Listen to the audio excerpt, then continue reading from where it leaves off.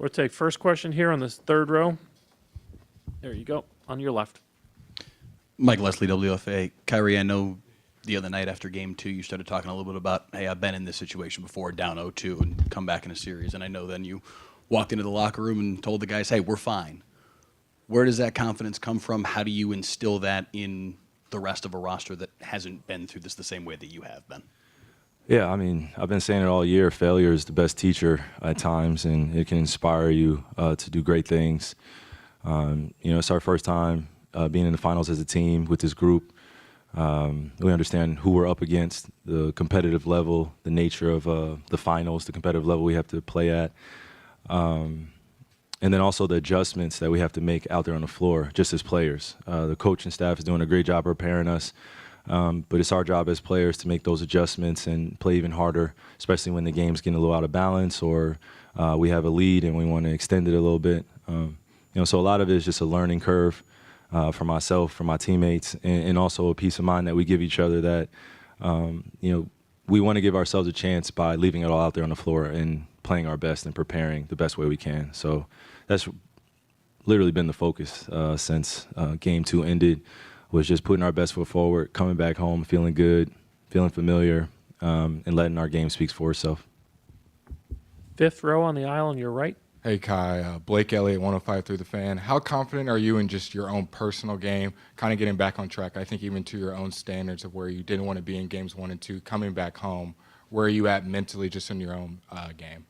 Yeah, I mean, the first thing of that is just accepting that I haven't played well or up to my standards or as well as I would have liked. Being back in Boston, there's such a level of desire that I have inside of me to play well and wanting to be there for my teammates. So as a competitor, it's frustrating, but I don't want to let that seep in or spill over to any other decisions I have to make there as a player, and continue to feed my teammates' confidence. I have been down 0-2 before, lost a series, won a series. So I know what it takes and also understanding, how to prepare for something like that mentally, spiritually, emotionally, physically. But first was just respecting your opponent, and then most importantly, just putting your best foot forward when we go out there, man. It's as simple as that. Tim, standing on your left. Kyrie, obviously Boston has a bunch of guys that can throw at you defensively, but you spent a lot of time with Jaylen Brown. He's talked a lot this year about the pride he's taken in improving as a defensive player. I was just curious from your perspective watching him, how have you seen him grow at that end, and what do you think of the way he's been playing in this series? No, he's been playing great. He's been one of the emotional leaders on their team, and defensively he's making it difficult. And that's what he's been doing all year. And for the past few years, he's really tried to make his mark on that end. So when you take pride in what you do on the defensive end, it's going to show. And I think he's really been separating himself on that end. And then offensively, to be able to do it on both ends of the floor is even more impressive. So, this is what makes the finals even greater, is going against somebody that great on that end, has a lot of high energy, and is going to make it difficult, but we got to go straight at him.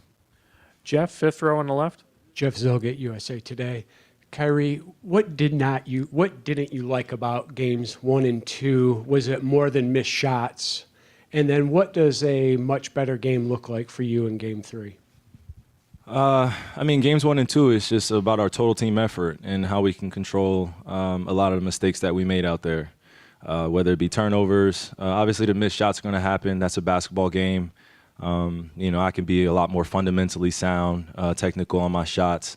And not get into the paint often where it's 3 or 4 guys around me and I'm not making a pass. They're sending, specific strategies against me to make it difficult. We're at the highest stage in the world. So, it's a small sample size. We only get, a 7-game series potentially. So I just can feel the stakes being raised up a little bit more. The pressure is natural, makes diamonds. But I think for us as a team, we just have to control what we can control on that end of being able to match their pace, but also feel good about ourselves when we're getting stops. When we get stops and we get out in transition, we're a better team. When we're getting stops and giving up offensive rebounds, or we're getting stops and then we're turning the ball over, it hurts our chances to even be in the game. So the margin of their victories haven't really displayed the full story, in terms of the Celtics beating us, but we just have to continue to lean in on each other, especially when it gets tough out there, because we're going against a great team, and they're not going to stop pressing us. They're not going to stop their pace. They're not going to stop testing us on both ends of the floor. So we know what we're in for, but now we got to raise it to an even higher level, and it starts with me. Same row towards the center. Hey, Kyrie, drafteados from Spain. The other day and now you say that it's not the first time that you are in this position, down 2-0 in the finals. Can you tell us what you learned in 2016 that is helping you right now, and what are you sharing with your teammates from that experience? Just sharing with them that it took a lot of resilience. It took a lot of will to win in 2016, but that's also a different team. We had time to fail together. We had time to go through our trials together. We lost in 2015, and a lot of guys came back in 2016, and we won.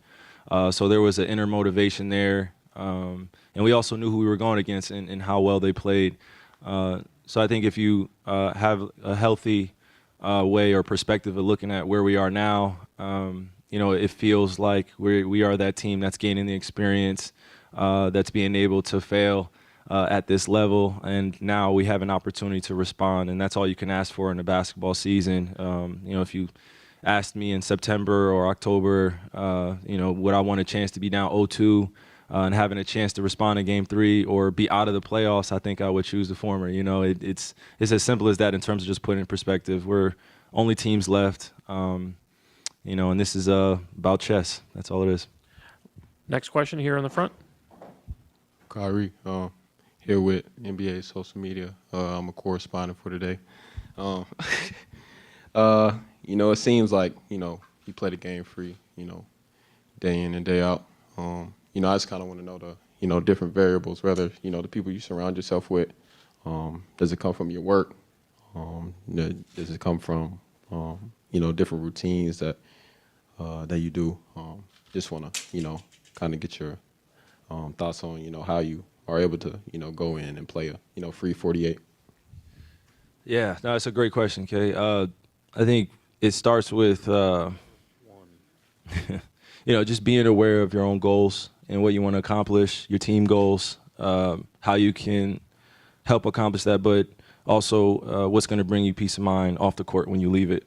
Some of us would say family, video games, other business entrepreneurial opportunities, but just helping you have a healthy balance with the game. The game is going to be the game. It's going to torment you emotionally. You're going to fail. You're going to succeed. You're going to make shots. You're going to miss shots. But you want to be able to go home to a great family, people that love you unconditionally, and those that are going to be truthful with you. I'm grateful that I've been able to build a tribe around me that has all those. So, dealing with a lot of the criticism when you're young or even when you're older of how to accomplish something like I'm trying to do right now, there are going to be a lot of people that want to see you fail. So get used to that too. There are going to be a lot of people that are going to be naysaying and wanting to see you kind of destroy yourself in the process. So I would say just focus on the people that really love you for you, and your teammates are there to support you, especially when you know them through and throughout. And then trusting the people that have been there before you. They'll give you a lot of advice to help you reason or rationalize what's going on. So that's a great question, brother. And it took me a while to figure that out and find that peace of mind. And that's why you get a chance to see me up here. But I definitely want to see you accomplish that peace of mind a lot earlier than I had to, man, because it's not worth it to let anybody's opinions get to the best of you, or people that have never been in our position, don't know what it takes, don't know the sacrifices, never will. But they guess, and they try to make it up. So show them respect, but at the same time, understand that we're all human at the end of the day. All right. Take final two. Last one in the middle, and then Tim over here on the left. Kevin Gray, Mavs Radio Network. Kyrie, a lot's been made about the bond that you and Luka have formed throughout the course of this season. You having been in this position before, being down and coming back to win an NBA Finals, how are you helping him manage this situation? How are the two of you helping each other, especially knowing what you're trying to accomplish over these next couple of games, especially here at home? Yeah, well, it started with me. Just telling my hermano, I got to play better for him alongside him. And, in order for us to, accomplish our goal, we both have to be playing well, and we both have to be doing the little things and doing whatever it takes to win. So easy conversation, but it started with me reaching out, just letting him know that, it's my fault taking accountability for not playing particularly well. But also I gotta continue to trust my guys around us or around me, and have fun in the process. We've gotten this far because we've been a great team, not because we've just put it on me and Luka. It's been a total team effort, total organizational effort to get thus far. So we just got to keep trusting in that. So a pretty simple conversation. Tim, last one here on the left. Tim Reynolds with the AP. Kyrie, I'm guessing that there's a lot about the defense from the first two games that you've probably liked, quite a bit anyway, from time to time at least. Rather win. Of course. The fact that the D has been good in stretches, how much does that help the confidence standpoint going into? No, it's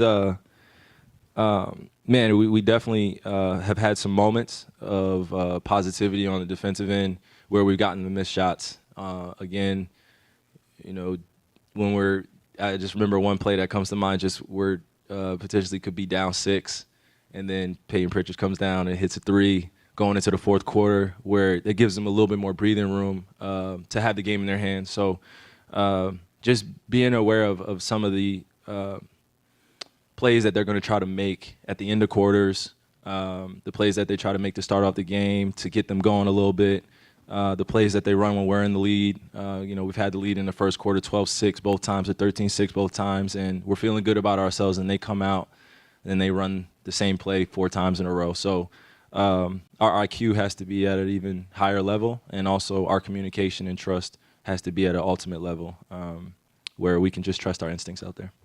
Thank you, Kyrie.